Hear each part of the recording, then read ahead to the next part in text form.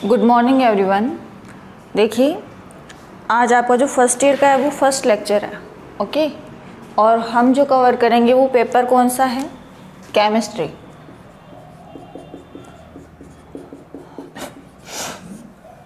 Chemistry का जो paper है वो हम अभी कवर करेंगे, ठीक है। अब देखो, जो केमिस्ट्री है, केमिस्ट्री के 3 पेपर आपके सिलेबस में हैं। कौन कौन से? इनऑर्गेनिक, ऑर्गेनिक और फिजिकल। समझ रहे हो? 3 पेपर आप लोग यहाँ पर पढ़ने वाले हो। इनऑर्गेनिक, ऑर्गेनिक और फिजिकल, ठीक है। अब देखो, इन तीनों पेपर में क्या क्या डिफरेंस है। सबसे पहले इनऑर्गेनिक, जिसे आप कहते हो अकार्बनिक रसायन। मतलब इनऑर्गेनिक केमिस्ट्री में हम उन सभी एलिमेंट्स की स्टडी करेंगे जिनमें जो कार्बन में जो प्रॉपर्टीज़ होती है ना, इन एलिमेंट्स में वो प्रॉपर्टीज़ नहीं होगी। मतलब आप ये भी कह सकते हो कि ऐसे कंपाउंड जिनमें ऑर्गेनिक पार्ट ना हो। ऑर्गेनिक पार्ट जनरली जो कार्बन से रिलेटेड जो ग्रुप होते हैं ना, उनको कहते हैं, ठीक है। तो जिसमें भी कार्बन या कार्बन के रिलेटेड कंपाउंड नहीं हो, वो सारे कंपाउंड इनऑर्गेनिक कंपाउंड होंगे। और उन सब की स्टडी जिस ब्रांच में की जाएगी उसे हम क्या कहेंगे? Inorganic chemistry, okay. ऐसे ही ऑर्गेनिक ऑर्गेनिक वर्ड आते ही ये समझ जाना है कि कार्बनिक रसायन है। मतलब कार्बन और कार्बन से रिलेटेड कंपाउंड्स की स्टडी इस यूनिट में होने वाली है। समझ रहे हो? कार्बन कह दूँ organic part, organic part present. समझ रहे हो? ऑर्गेनिक पार्ट ऑर्गेनिक केमिस्ट्री में क्या होगा? प्रेजेंट होगा। ऑर्गेनिक पार्ट की हम ऑर्गेनिक केमिस्ट्री में क्या करते हैं? स्टडी करते हैं, ठीक है। अब देखो, फिजिकल, भौतिक रसायन। फिजिकल केमिस्ट्री क्या है? इनऑर्गेनिक हो गई, ऑर्गेनिक हो गई, इन दोनों में ही कुछ रिएक्शंस होंगी। इनऑर्गेनिक कंपाउंड्स भी अपनी रिएक्शंस देते होंगे, ऑर्गेनिक कंपाउंड्स भी अपनी रिएक्शंस देते होंगे, लेकिन उनकी रेट, उनका वेग, किस दर से रिएक्शन कंप्लीट हो रही है, क्या उसका रेट है, कौन सी उसकी जो स्वतंत्रता की कोटि जो आप निकालते हो, आपने 12th में पढ़ा है ना, काइनेटिक्स का छोटा सा पोर्शन आता है ना सिलेबस में। तो जो भी गति की बात हम करते हैं, कोई भी रिएक्शन कितनी देर में कंप्लीट हो रही है, या कौन से फैक्टर उसकी जो दर है उसको प्रभावित कर रहे हैं, इन सब की जो स्टडी है, काइनेटिक हो, थर्मोडायनेमिक हो यानी गति की स्टडी हो, या फिर ऊष्मा गति की स्टडी हो, किसी भी तरह की जो भी प्रैक्टिकल चीज़ें हैं वो हम फिजिकल केमिस्ट्री के थ्रू आइडेंटिफाई करते हैं, ओके। तो ये जनरली रेट और उसका जो भी एड्जॉर्प्शन एंड ऑल है, जैसे कौन से रीजन में वो एड्जॉर्प्शन कर रहा है, उसकी वेवलेंस से रिलेटेड, ये सारी जो स्टडी वो आप फिजिकल केमिस्ट्री के अराउंड करते हो। तो आपके सिलेबस में 3 पेपर है, तीनों की अलग अलग बुक्स हैं, तीनों के अलग अलग पेपर्स आपको मिलेंगे एग्ज़ाम में। और आपको तीनों में एज पास होने के लिए अलग अलग यूनिट के अकॉर्डिंग, जैसे इनऑर्गेनिक में पास होने के लिए आपको अलग से नंबर लाने हैं, ऑर्गेनिक के लिए अलग से लाने हैं, फिजिकल के लिए अलग से लाने हैं, क्योंकि तीनों पेपर का डिवीज़न है। समझ गए ना? अब देखो, तीनों पेपर है, तो आज हम इन तीनों में से जो आपका इनऑर्गेनिक है वो हम स्टार्ट करेंगे। ध्यान से पढ़ना, ठीक है। Inorganic chemistry.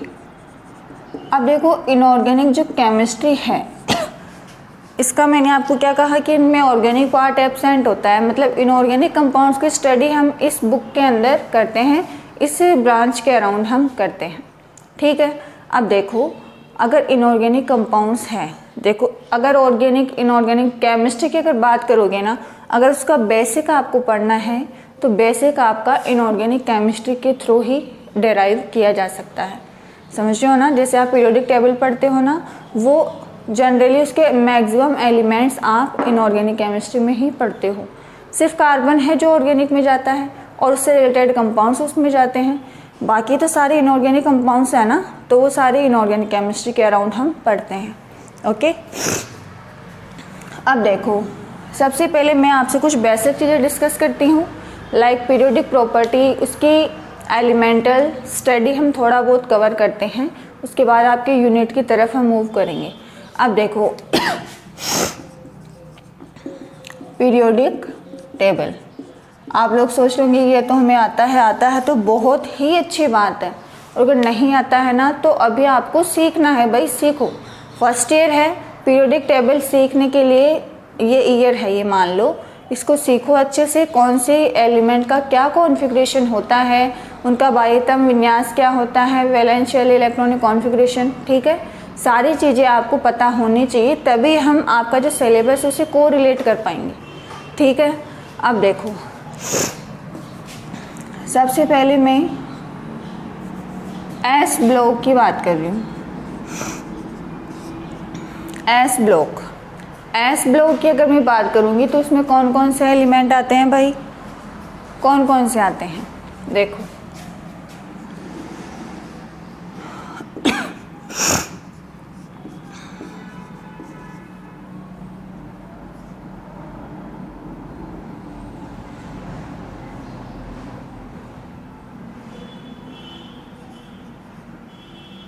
सारे एलिमेंट्स आते हैं।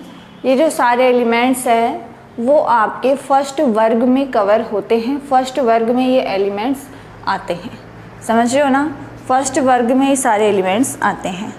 अब देखो, आपको अगर कहा जाता है कि इनका इलेक्ट्रॉनिक विन्यास लिखो, समझ रहे हो, अगर आपको ये कहा जाता कि इनका इलेक्ट्रॉनिक विन्यास लिखो तो आप क्या करते भाई, इलेक्ट्रॉनिक विन्यास आप इनका लिख देते, समझ रहे हो, लिखना आता है ना, लाइक हाइड्रोजन है, वैलेंशियल में इलेक्ट्रॉन एक ही होता है तो आप लिख देंगे 1s1। लिथियम, इसका एटॉमिक नंबर जो होता है वो 3 होता है, तो आप क्या विन्यास लिखेंगे 1s2 2s1। देखो, इनका जब मैं एक्सटर्नल वैलेंस इलेक्ट्रॉनिक कॉन्फ़िगरेशन की जब बात करेंगे ना तो सबके वैलेंशियल में एक एक इलेक्ट्रॉन आएगा। जैसे जो हाइड्रोजन है उसके वैलेंशियल में एक इलेक्ट्रॉन होता है तो हम क्या लिखते हैं 1s1, ठीक है ना। इसके में आएगा तो 2s1 3s1 4s1 5s1 6s1 7s1। ये इनका बाह्यतम इलेक्ट्रॉनिक विन्यास, आपको ये चीज़ें पता होनी ज़रूरी है, ये चीज़ें आपको आनी चाहिए, नहीं आती है तो मैं थोड़ा ओवरव्यू दे रही हूँ, और अगर फिर भी आपको डिटेल चाहिए तो आप बुक से पढ़ो भाई, पढ़ो, इम्पोर्टेंट चीज़ है, आपको ये चीज़ें क्लियर होनी ज़रूरी है। देखो, ये एस ब्लॉक का फर्स्ट वर्ग हो गया, ओके। सेकंड में क्या क्या आता है,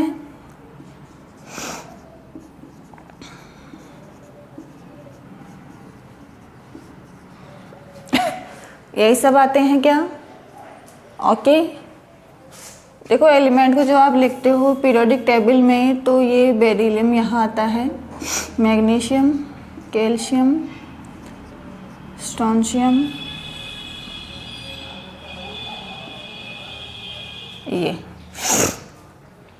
ये लिखते हो ना, ठीक है। अब देखो, इनका विन्यास लिखना है, अगर आपको बेरिलियम का पता है, hydrogen, helium, lithium, beryllium 4 number पे आता है, 4 है इसका परमाणु क्रमांक। इलेक्ट्रॉनिक विन्यास कैसे लिखते हो 1s2 2s2, ओके 2s2, तो इसका बाह्यतम इलेक्ट्रॉनिक विन्यास क्या हो जाएगा 2s2। तो आगे वालों में सिर्फ प्रिंसिपल क्वांटम नंबर, जो मुख्य क्वांटम संख्या है वही तो चेंज होगी, इलेक्ट्रॉन तो सेम रहेंगे, जो वैलेंशियल के इलेक्ट्रॉन है वो तो सेम रहेंगे, सिर्फ ये जो प्रिंसिपल क्वांटम नंबर है वो बढ़ जाएगा। तो इसका आ जाएगा 3s2 4s2 5s2 6s2 7s2, ये आएगा इसका इलेक्ट्रॉनिक विन्यास। ये है हमारा क्या एस ब्लॉक, ये एस ब्लॉक है जिसमें 2 वर्ग है आपके पीरियोडिक टेबल के, इनका इलेक्ट्रॉनिक विन्यास हमें आना बहुत ही ज़रूरी है, ठीक है। अब देखो पी ब्लॉक की बात करते हैं। अगर आउट सामने देखो कि एस और पी के बीच में डी ब्लॉक होता है, ठीक है ना। अभी डी ब्लॉक को मैं छोड़ रही हूँ क्योंकि अभी हमें इनकी एलिमेंटल स्टडी हमें पहले कवर करनी है। देखो, अब क्या आएगा, बोरोन। ओके, देखो पीरियोडिक टेबल जब आप देखते हो तो इधर हाइड्रोजन सबसे लास्ट में, उधर हीलियम आता है इनर्ट गैस में, ठीक है। फिर इधर आ जाता है लिथियम मेनॉल, देन यहाँ पर आता है बोरोन। क्या आएगा,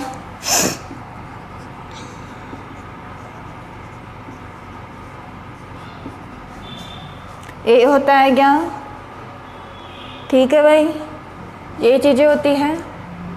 tellurium, boron, aluminium, gallium, indium और टेलुरियम, ठीक है। बोरोन का इलेक्ट्रॉनिक विन्यास देख लो, hydrogen, helium, lithium, beryllium, boron 5 number पे आ रहा है। तो जब आप इसका इलेक्ट्रॉनिक विन्यास लिखते हो तो कुछ ऐसे लिखते हो क्या, 1s2, 2s2, 2p1।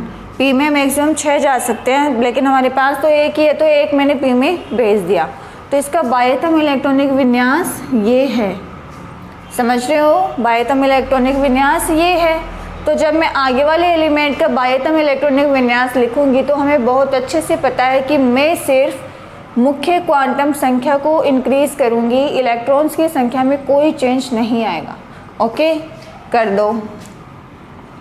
3s2, 3p1, 4s2, 4p1, 5s2, 5p1, 6s2, 6p1। Okay, ये है पी ब्लॉक, समझ रहे हो। इसके बाद बोरोन के बाद कार्बन। कार्बन का इलेक्ट्रॉनिक विन्यास आपको बहुत ही अच्छे से आता है, 1s2, 2s2, 2p2। अब जो भी इलेक्ट्रॉन आएंगे पी में ही आएंगे आगे वाले एलिमेंट में। इसका एटॉमिक नंबर 4 है, तो एक और इलेक्ट्रॉन आ गया ना, तो वो एक और इलेक्ट्रॉन पी में जाएगा, क्योंकि पी में 6 आ सकते हैं, तो 6 तक वहीं जाते रहेंगे अब, ठीक है ना। अब इसका जब आप एलिमेंट लिखोगे तो क्या क्या आ जाएगा,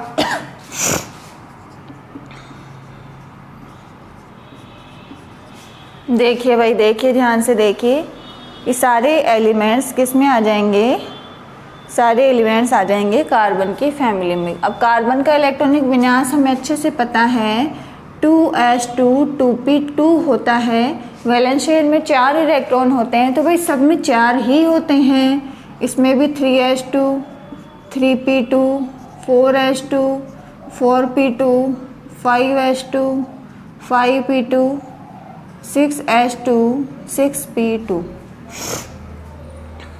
ये इसका बाह्यतम इलेक्ट्रॉनिक विन्यास है। ओके, कार्बन के बाद क्या आता है, नाइट्रोजन। नाइट्रोजन का लिख लो,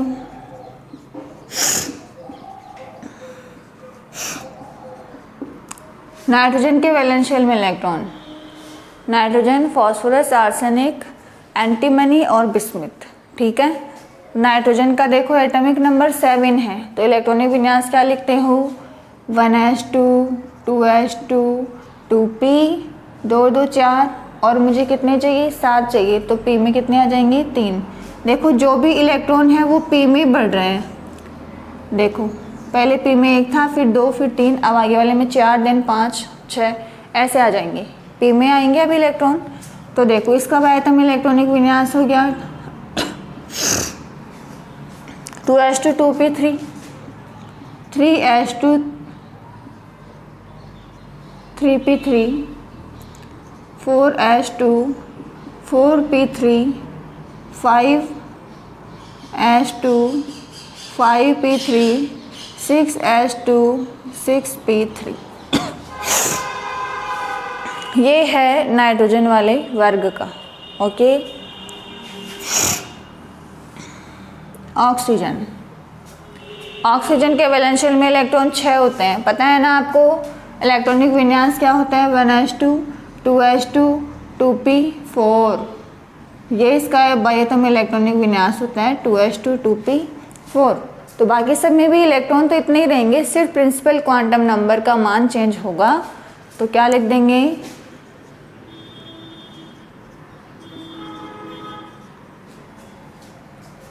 क्या लिख देंगे भाई, सिर्फ n की वैल्यू चेंज करनी है, समझ रहे हो, सिर्फ n की वैल्यू चेंज होगी।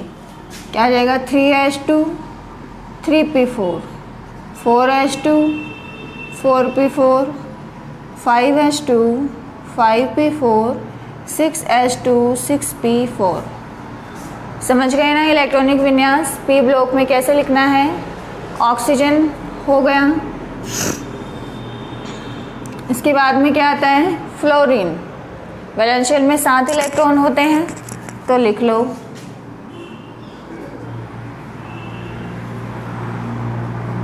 क्या लिखोगे भाई?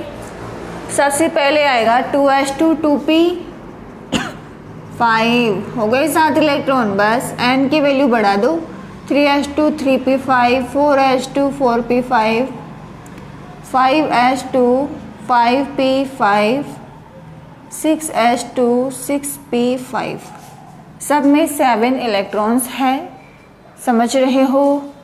अब जो लास्ट में आपका जो पी ब्लॉक का एलिमेंट है वो क्या आते हैं?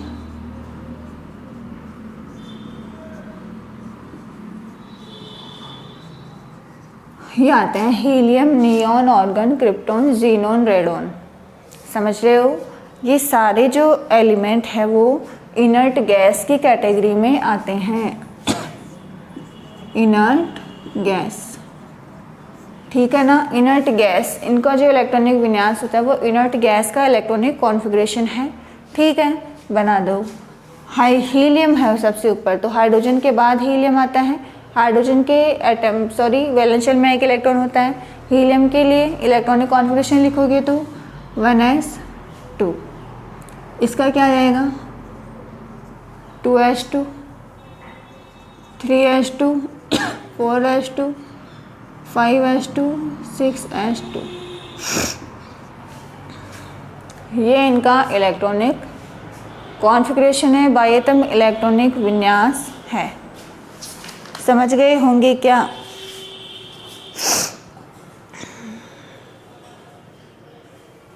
ओके,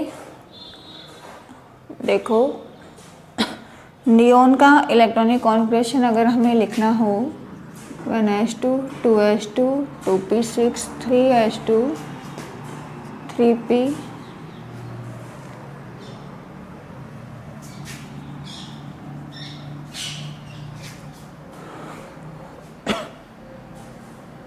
2p6,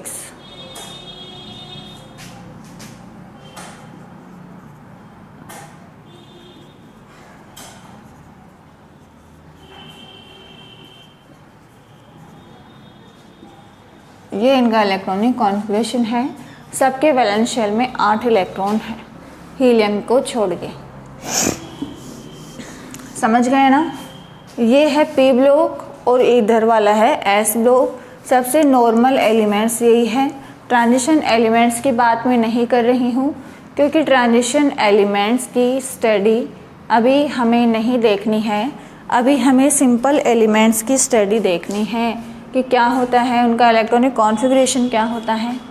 अब मेरी बात ध्यान से सुनो। आपके यूनिट्स डिफरेंट टाइप का है, लाइक धात्विक बंध, आयनिक बंध, सहसंयोजक बंध, ये आपके यूनिट्स हैं। फर्स्ट यूनिट जैसे मान लो आपका धात्विक बंध है, फिर आ जाएगा आयनिक और फिर आ जाएगा सहसंयोजक। ठीक है, तो मैं जो आपको पढ़ाऊँगी आज वो मैं पढ़ाऊँगी कोवेलेंट बॉन्ड। कोवेलेंट बॉन्ड में आज आपके साथ डिस्कस करूँगी। ठीक है, अब देखो सबसे पहले आप आयनिक बॉन्ड के बारे में सुनो। आयनिक बॉन्ड, नाम से क्या पता चल रहा है कि बॉन्ड में आयनिक कैरेक्टर होंगे। आयनिक कैरेक्टर क्या होते हैं? तो सिंपल से डेफिनेशन हमें ये ध्यान रखनी होती है कि जब दो एटम आपस में बॉन्ड बनाएंगे तो बॉन्ड बनाने के दौरान उन दोनों की जो EN है, जो विद्युत ऋणता है, उनमें जो डिफरेंस है वो बहुत ही ज़्यादा होना चाहिए। क्या कह दूँ? एटम्स की EN यानी विद्युत ऋणता में डिफरेंस यानी कि अंतर लार्ज यानी बहुत ज़्यादा अगर होगा तो वो बॉन्ड कैसा होगा भाई? वो बॉन्ड होगा आयनिक। अगर दो एटम्स हैं आपस में बॉन्डिंग कर रहे हैं तो बॉन्डिंग के दौरान दोनों की विद्युत ऋणता में अगर बहुत ज़्यादा अंतर है तो उस बॉन्ड की जो नेचर है वो आयनिक होगी। फॉर एग्ज़ाम्पल जस्ट लाइक मैं बात कर लूँ HCl, ओके। H और Cl में से Cl, देखो आप जब पीरियोडिक टेबल की प्रॉपर्टीज़ देखते हो क्या कहते हो कि जब टॉप टू बॉटम आते हैं तो विद्युत ऋणता क्या होती है, कम होती है, विद्युत ऋणता कम होती है। बोलते हो ना ऑक्सीजन सबसे ज़्यादा विद्युत ऋणी है, फिर नीचे जाते जाते En कम होती जाती है, बिल्कुल सही बोलते हो। ऐसे ही जब मैं लेफ़्ट टू राइट किसी पीरियड में मूव करती हूँ तो जो En है वो इंक्रीज़ होती है, En इंक्रीज़ होती है। तो देखो भाई हाइड्रोजन तो बहुत ही पहले आ चुका है पीरियड में, इसकी विद्युत ऋणता क्लोरीन से बहुत ही कम है। देखो क्लोरीन कहाँ है, इसकी En और हाइड्रोजन के En में बहुत ज़्यादा डिफरेंस है। तो जब मैं इस बॉन्ड की बात करूँगी तो भाई जिसकी विद्युत ऋणता ज़्यादा होगी, देखो एक बॉन्ड में 2 इलेक्ट्रॉन होते हैं, 2 इलेक्ट्रॉन के मिलने से आपस में बॉन्डिंग करने से बॉन्ड का फॉर्मेशन होता है। तो जब En में डिफरेंस ज़्यादा है तो जिसमें पावर ज़्यादा होगा भाई ज़्यादा पावर से इलेक्ट्रॉनों को वो खींचेगा। तो मैं क्या कह दूँगी कि Cl की En ज़्यादा है तो ये अपने इलेक्ट्रॉन के साथ साथ इस हाइड्रोजन के इलेक्ट्रॉन को भी लेके चला जाता है। अब हाइड्रोजन का इलेक्ट्रॉन भी जा रहा है तो हाइड्रोजन के पास इलेक्ट्रॉन नहीं है, इलेक्ट्रॉन की कमी हो गई। जब कमी की बात हो तो चार्ज आता है पॉजिटिव धनावेश। पॉजिटिव का मतलब इलेक्ट्रॉन कम हो गए और नेगेटिव का मतलब इलेक्ट्रॉन बढ़ गए। तो देखो यहाँ 2 चीज़ हो गई, एक तो बन गया H प्लस क्योंकि इसका इलेक्ट्रॉन Cl लेके चला गया, और एक बन गया Cl माइनस। तो इस तरह के जो बॉन्ड होते हैं जिनमें एटम्स की En में बहुत ज़्यादा डिफरेंस होता है वो बॉन्ड क्या कहलाते हैं, आयनिक बॉन्ड। क्योंकि उनमें En में जो डिफरेंस है वो बहुत ज़्यादा है, इसलिए बॉन्ड जो है वो क्या होता है, आयनिक फॉर्म में चला जाता है। समझ गए। अब अपने यूनिट की अगर मैं बात करूं, अपना यूनिट है कोवेलेंट बॉन्ड, ठीक है। तो ध्यान से सुनो, कोवेलेंट बॉन्ड का क्या मतलब है।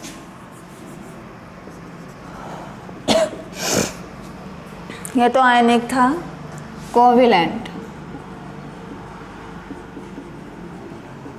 Covalent bond. कोवेलेंट बॉन्ड की मुझे बात करनी है तो देखो सिंपल सा कंसेप्ट, कोवेलेंट बॉन्ड की बात आते ही हमारे माइंड में एक चीज़ क्या आ जानी चाहिए कि जो कोवेलेंट बॉन्ड है सबसे पहले वो बनता कैसे है। देखो अभी मैंने आपको एक चीज़ कही है कि जब विद्युत ऋणता में अंतर बहुत ज़्यादा होगा, जब En में डिफरेंस बहुत ज़्यादा होगा तो उस बॉन्ड की नेचर आयनिक हो जाती है। जिसकी विद्युत ऋणता ज़्यादा हो वो बॉन्ड के इलेक्ट्रॉन लेके वहाँ से निकल जाता है। ये चीज़ बोली है भाई मैंने, ठीक है। अब देखो मैं बात कर रही हूँ कोवेलेंट बॉन्ड की। ये बॉन्ड उनमें पाया जाता है जिनमें एटम्स की जो विद्युत ऋणता है, जो बॉन्ड बना रहे हैं आपस में मिलके, जो बॉन्ड का फॉर्मेशन कर रहे हैं, अगर उनकी विद्युत ऋणता में अंतर या तो बहुत ही कम है या फिर ज़ीरो है, या तो डिफरेंस बहुत ही कम है या फिर ज़ीरो है, तो ऐसे जो कंपाउंड्स हैं उनमें जो बॉन्ड होता है वो कोवेलेंट यानी कि सहसंयोजक बंध होता है। इसे आप सहसंयोजक बंध कहते हो। उपसहसंयोजक अलग होता है, सहसंयोजक अलग होता है। सहसंयोजक बंध जिसे कोवेलेंट बॉन्ड कहा जाता है, ये उन मॉलिक्यूल्स में, उन अणुओं में पाया जाता है जिनकी विद्युत ऋणता में, जिनमें भाग लेने वाले एटम्स की विद्युत ऋणता में अंतर या तो बहुत कम हो या फिर ज़ीरो हो। जस्ट लाइक H2 और O2, समझ रहे हो, H2, O2, Cl2, अमोनिया और मीथेन, ये भी इसी कैटेगरी में आते हैं क्योंकि हाइड्रोजन कार्बन की जो En में डिफरेंस है वो इतना लार्ज नहीं होता है कि हम इनको आयनिक नेचर का बोल दें, इसलिए इनको भी कोवेलेंट की कैटेगरी में ही रखा गया है, ठीक है ना। तो लार्जर En वाले कंपाउंड जैसे ऑक्सीजन और हाइड्रोजन की अगर बॉन्डिंग की मैं बात करूँगी तो वो बॉन्ड आयनिक होगा भाई, 100% वो बॉन्ड आयनिक होगा।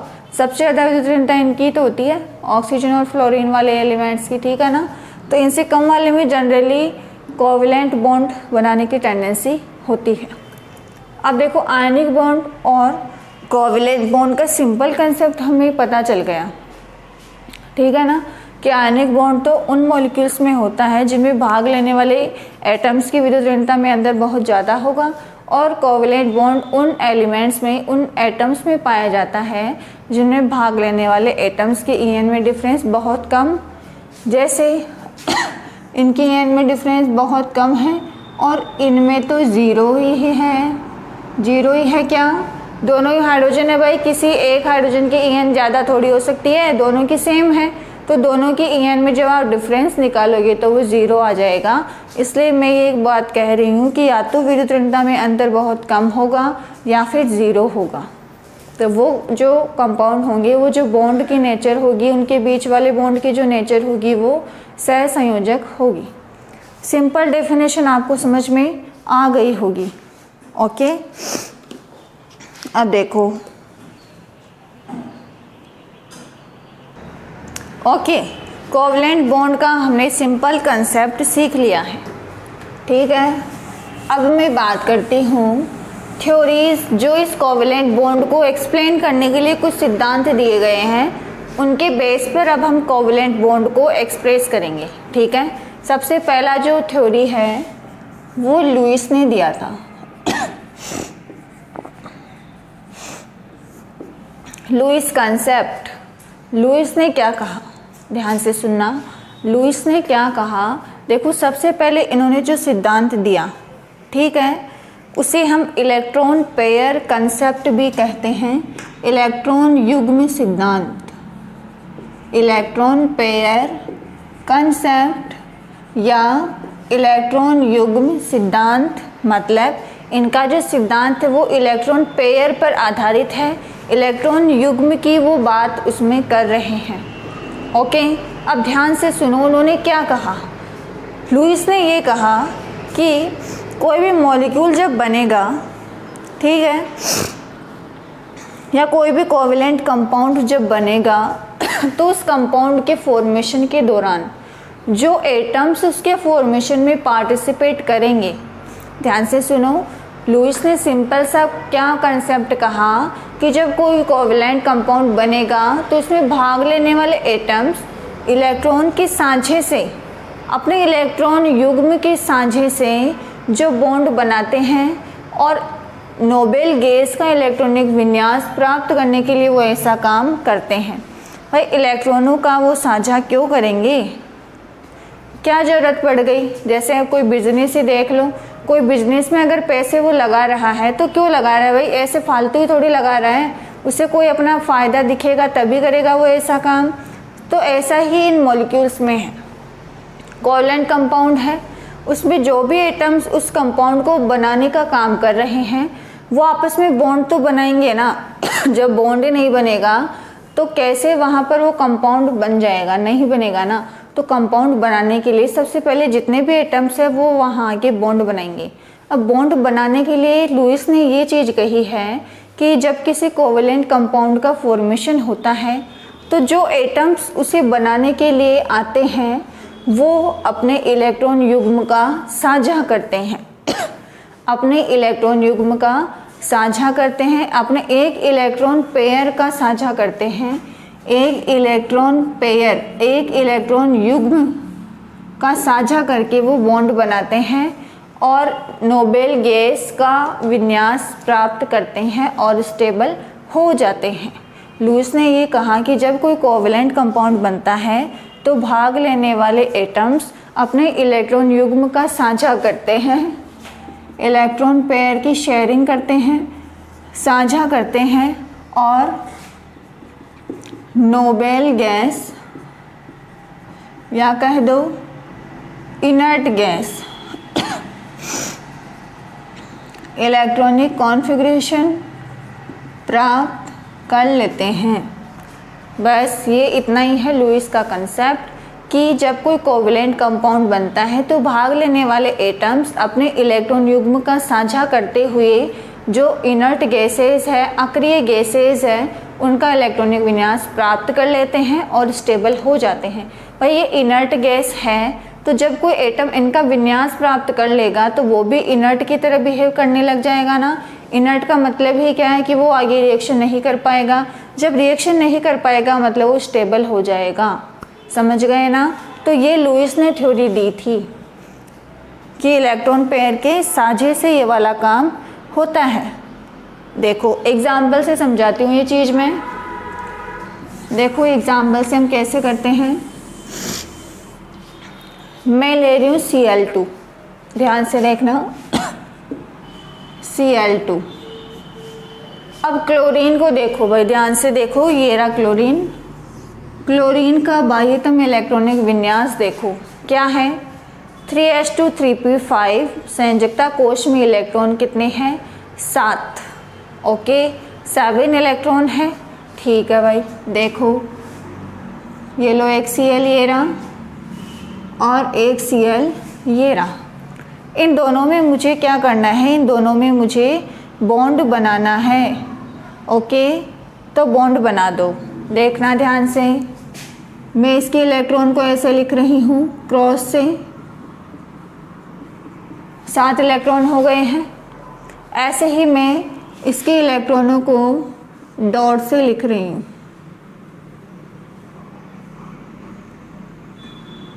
ये लुईस का थ्योरी है भाई कि जो Cl2 बनता है वो कैसे बना, कि जो दोनों Cl हैं उन्होंने अपने एक एक इलेक्ट्रॉन का साझा कर लिया है। ओके, और साझा करते ही उन्होंने ये वाली स्पीशीज़ वहाँ पर बना ली है जिसे मैं क्या कहूँगी, Cl2। ये लो Cl2, यही तो होता है भाई Cl2। तो लुईस के अकॉर्डिंग ये जो बॉन्ड बना है वो इलेक्ट्रॉन युग्म के सांचे से बना है, क्योंकि एक बॉन्ड में 2 इलेक्ट्रॉन होते हैं, इसलिए बार बार इलेक्ट्रॉन युग्म का नाम ले रहे हैं। एक बॉन्ड में 2 इलेक्ट्रॉन होते हैं, तो ये कह रहे हैं कि कोई भी बॉन्ड जब बनता है तो इलेक्ट्रॉन युग्म के सांचे से बनता है। अब साझा हो रहा है, ध्यान से सुनो।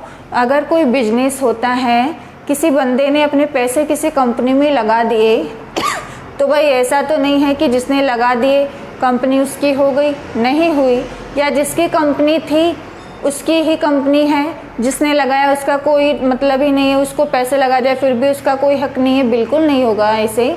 अगर पार्टनरशिप की बात आती है, अगर कहीं पार्टनरशिप चल रही है, तो ये मान के चलो कि वहाँ अगर कुछ भी होता है, उस कंपनी में कोई भी लेन देन कुछ भी होगा, तो दोनों का इक्वल राइट है उसमें इंटरप्ट करने का। उसमें जो भी चीज़ें होगी उस दोनों को उसका अधिकार है। ठीक है, सेम यहाँ होता है। जब ये बॉन्ड बना तो इस बॉन्ड में इसने भी अपना इलेक्ट्रॉन दिया है और इसने भी अपना इलेक्ट्रॉन दिया है, और मेन बात ये है कि दोनों का कंट्रीब्यूशन इक्वल है। जितना इसने दिया है उतना ही इसने दिया है। ओके ना। अब ऐसे तो है नहीं, इसने 100 रुपये दी, इसने 50 दी, तो 100 वाला ज़्यादा डोमिनेंट है। या आयनिक में होता है, यहाँ नहीं होता। यहाँ जितने इलेक्ट्रॉन या जितनी पावर किसी एक के पास है उतना ही दूसरे के पास है। ठीक है ना। तो ये वाला जो बॉन्ड है, इसमें जो इलेक्ट्रॉन पेयर है उस पर इन दोनों एटम का इक्वल अधिकार होता है, इक्वल राइट होता है।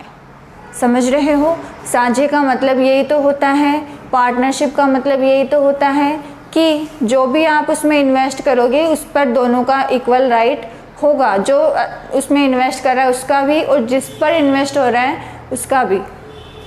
ठीक है। तो यहाँ दोनों ने अपने एक एक इलेक्ट्रॉन की सांचे से बॉन्ड बनाया है, दोनों ने इक्वल कंट्रीब्यूशन दिया है, इसलिए इस बॉन्ड के जो इलेक्ट्रॉन हैं उन पर इन दोनों का इक्वल अधिकार होता है। इसी वजह से ये बॉन्ड यहाँ से आयनिक फॉर्म में नहीं टूट पाता। क्यों, देखो दोनों Cl है, ओके, बीच में बॉन्ड है, इधर भी Cl और इधर भी Cl। मैं कह रही हूँ दोनों का पावर सेम है, तो ये जितना खींचेगा ये भी उतना ही खींचेगा। दोनों का पावर ही सेम है, तो भाई दोनों इक्वल पावर से खींचेंगे ना, तो बॉन्ड क्या है वो टूट नहीं पाएगा। लेकिन HCl में Cl का पावर ज़्यादा होता है, वो जब खींचता है तो हाइड्रोजन उसे नहीं रोक पाता और वो इलेक्ट्रॉन लेके वहाँ से चला जाता है। ठीक है। लेकिन यहाँ ऐसा बिल्कुल नहीं है भाई, दोनों की विद्युत ऋणता सेम है, दोनों का पावर सेम है, इसलिए ये बॉन्ड कभी भी आयनिक नहीं होगा, हमेशा ये कोवलेंट प्रकृति दर्शाएगा, जिसमें भाग लेने वाले इलेक्ट्रॉनों पर दोनों एटम्स का इक्वल अधिकार होगा। मेरी बात समझ में आ रही होगी आपको, कोवलेंट बॉन्ड से रिलेटेड मैं क्या कहना चाह रही हूँ। समझ गए आप, मुझे पता है। अब देखो इम्पोर्टेंट चीज़ क्या थी, जैसे ही इन दोनों ने बॉन्ड बनाया, अब मैंने क्या कहा कि दोनों इलेक्ट्रॉनों पर दोनों का इक्वल अधिकार है। मतलब जब मैं इसके इलेक्ट्रॉन काउंट करूंगी तो मैं इसको भी काउंट करूंगी और इसको भी काउंट करूंगी। ऐसे ही जब मैं इसकी टोटल इलेक्ट्रॉन काउंट करूंगी तो इन दोनों को काउंट करूंगी, क्योंकि दोनों पर दोनों का इक्वल अधिकार है। ठीक है, देखो इसके इलेक्ट्रॉन देखो भाई कितने थे, 7 थे ना, 7 इलेक्ट्रॉन थे। ठीक है, जब यहाँ पर ये बॉन्ड बना तो मैं बार बार ये चीज़ बोल रही हूँ कि बॉन्ड के इलेक्ट्रॉनों पर दोनों का इक्वल अधिकार है। तो आप ये चीज़ समझ रहे होंगे ना कि जब मैं बॉन्ड बनने के बाद जब मैं इस Cl की इलेक्ट्रॉन काउंट करूँगी तो मैं इस इलेक्ट्रॉन को भी काउंट करूँगी, क्योंकि अब ये भी इसमें इन्वॉल्व हो चुका है, जिस पर इस Cl का भी उतना ही अधिकार है जितना इधर वाले का है। तो उसको भी अब काउंट करना है। करो काउंट, 8 इलेक्ट्रॉन हो रहे हैं टोटल, 7 तो थे भाई, एक और आ गया ना बॉन्ड में। ऐसे ही इसके टोटल इलेक्ट्रॉन भी 7 थे। अब ये वाला बॉन्ड में ये भी इलेक्ट्रॉन आ चुका है ना इस बॉन्ड में, तो ये भी काउंट होगा ना, तो इसके भी कितने हो गए, 8। तो लुईस कंसेप्ट ऑक्टेट रूल को भी थोड़ा एक्सप्लेन कर रहा है कि कोई भी एलिमेंट, कोई भी एटम जब बॉन्ड बना के कोई मॉलिक्यूल बनाता है तो वो जनरली ऑक्टेट रूल को फॉलो करते हैं। ओके ना, ऑक्टेट रूल अष्टक नियम क्या कहता है कि जब किसी एटम ने बॉन्ड बनाया, एटम्स ने जब बॉन्ड बनाया तो उनका ऑक्टेट पूरा होना चाहिए। ऑक्टेट अपना पूरा करने के लिए वो बॉन्डिंग करते हैं, समझ रहे हो, अपना ऑक्टेट पूरा करने के लिए वो बॉन्ड बनाते हैं। तो यहाँ Cl को अपना ऑक्टेट पूरा करने के लिए 1 इलेक्ट्रॉन चाहिए था, 7 तो थे ना इसके पास, 1 ही तो चाहिए था, तो इसने क्या किया, एक बॉन्ड बना लिया, हो गए 8 इलेक्ट्रॉन। इसलिए क्लोरीन, फ्लोरीन, आयोडीन हमेशा सिंगल बॉन्ड बनाते हैं, डबल बॉन्ड कभी नहीं बनाते। कभी भी आपको Cl ऐसे नहीं मिलेगा, समझ रहे हो ना। ये हो गया लुईस का सिंपल कंसेप्ट। अब दूसरा एग्जाम्पल देखो, ये Cl2 था, ठीक है, ऐसे ही CCl4, C और ये Cl4, 4Cl, ठीक है। मुझे इनको जोड़ के कोई कंपाउंड बनाना है, क्या बनेगा। सबसे पहले कार्बन को देखो, कार्बन के वैलेंस शेल में इलेक्ट्रॉन कितने होते हैं, ये रहा कार्बन, वैलेंस शेल में इलेक्ट्रॉन कितने हैं भाई, 4। देखो इन चीज़ों की ज़रूरत यहाँ पड़ रही है, इसलिए मैं बोल रही हूँ ये चीज़ें आपको आनी ज़रूरी है, आप इनको ज़रूर से याद कर लेंगे, ठीक है। कार्बन के वैलेंस शेल में इलेक्ट्रॉन 4 है। देखो अगर आपको कार्बन का याद है तो सब में भाई 4 ही है ना, तो आपको सिर्फ एक का ध्यान रखना है, फर्स्ट वाले का, आगे वालों में उतने ही वैलेंस इलेक्ट्रॉन होते हैं, ठीक है ना। अब देखो कार्बन के वैलेंस शेल में इलेक्ट्रॉन 4 है, जिसे मैं क्रॉस से लिख रही हूँ, समझ रहे हो। ऐसे ही क्लोरीन है, वो रहा उधर, 7 इलेक्ट्रॉन है, उन्हें मैं डॉट से लिख रही हूँ। देखो ये लो, एक कार्बन और 4 Cl मैंने यहाँ पर लिए हैं। अब मुझे इनमें बॉन्ड बनाना है, तो आप ध्यान से सुनो। कार्बन के संयोजकता कोश में मैं देखो अष्टक नियम को यहाँ अप्लाई करने जा रही हूँ। लुईस का कंसेप्ट आपको समझ में आ गया है कि कोई भी 2 एटम जब आपस में बॉन्ड बनाएंगे तो वो इलेक्ट्रॉन युग्म का साझा करते हुए बॉन्ड बनाते हैं और इनर्ट गैस का इलेक्ट्रॉनिक विन्यास प्राप्त करने की कोशिश करते हैं और स्टेबल हो जाते हैं, ठीक है। उसी बीच उन्होंने ऑक्टेट रूल का जिक्र कर दिया कि कोई भी एटम जब बॉन्ड बनाएगा तो वो अपना ऑक्टेट कंप्लीट करने के लिए बॉन्डिंग शो करता है। जितने इलेक्ट्रॉन के साझे से उसका ऑक्टेट कंप्लीट हो जाए वो उतने ही बॉन्ड बना लेता है। देखो यहाँ देखो कार्बन है, कार्बन के पास कितने इलेक्ट्रॉन हैं? 4। ऑक्टेट पूरा करने के लिए इसे 4 इलेक्ट्रॉन और चाहिए, तब 8 इलेक्ट्रॉन हो जाएंगे, इसका ऑक्टेट कंप्लीट हो जाएगा। ठीक है ना।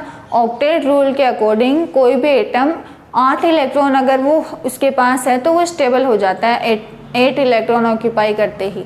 ठीक है ना।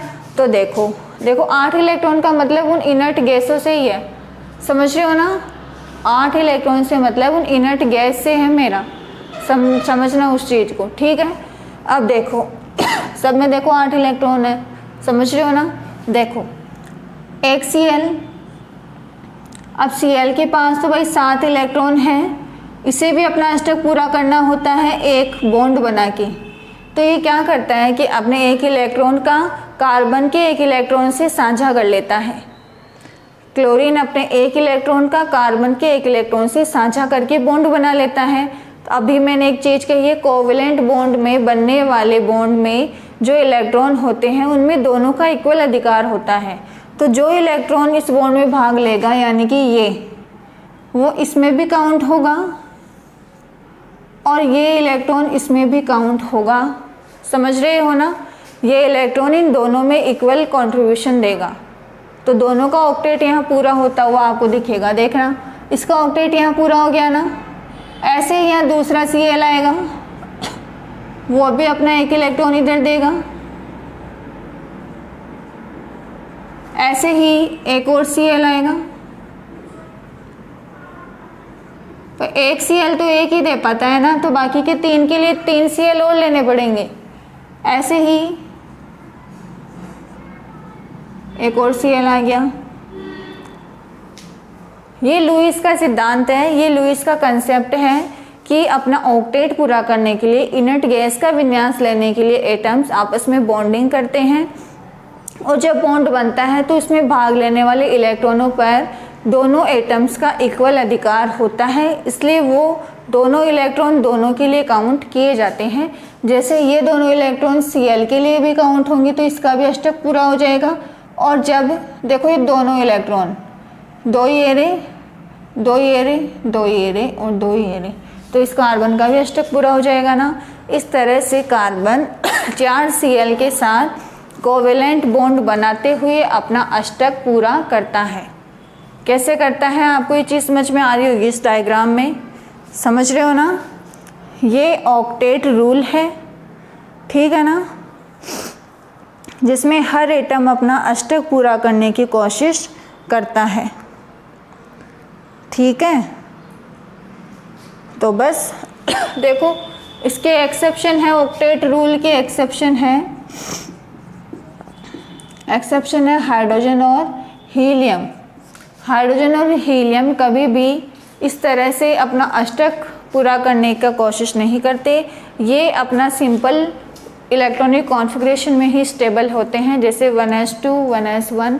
ये अपने ऑक्टेट में नहीं जाएंगे क्योंकि इनके पास उतने ऑर्बिटल नहीं है, ये टेंडेंसी नहीं रखते, ये नॉर्मल विन्यास में ही स्टेबल रहते हैं। ठीक है ना। तो ऑक्टेट रूल हम इन दोनों पर अप्लाई नहीं करते। ओके, तो कोवेलेंट बॉन्ड का सिंपल कंसेप्ट आपको समझ में आ गया होगा, जो लुईस ने दिया था कि जब कोवेलेंट बॉन्ड जब सहसंयोजक बंध बनता है तो इलेक्ट्रॉन युग्म के साझे से बनता है, और बनने वाले बॉन्ड के इलेक्ट्रॉनों पर दोनों एटम पर जिन्होंने इसको फॉर्मेशन किया है उन दोनों एटम्स का इक्वल अधिकार होता है। ओके, इसी के बेस पर ऑक्टेट रूल भी दे दिया कि अपना ऑक्टेट पूरा करने के लिए एटम्स बॉन्डिंग करते हैं और उतने एटम्स के साथ वो बाइंड होने की टेंडेंसी रखते हैं जितने एटम्स के साथ उनका ऑक्टेट कंप्लीट हो जाए। ठीक है ना। तो CCl4 इस तरह से यहाँ पर बनता है, जिसमें Cl भी अपना एक इलेक्ट्रॉन कंट्रीब्यूट करता है और कार्बन भी अपना एक इलेक्ट्रॉन कंट्रीब्यूट करता है। ये तो लुईस का था। फिर आया कौन, ये लुईस कंसेप्ट है। ओके, अब देखो लुईस कंसेप्ट के बेस पर आप बहुत सारे एलिमेंट्स जो सिंपल कंपाउंड्स हैं उनका आप एक्सप्लेन कर सकते हो कि किस तरह से यहाँ पर एटम्स साझा करते हुए अपना ऑक्टेट कंप्लीट करते हैं। ठीक है ना। तो देखो ये simple periodic table, periodic properties आप लोग अच्छे से इनको पढ़ेंगे।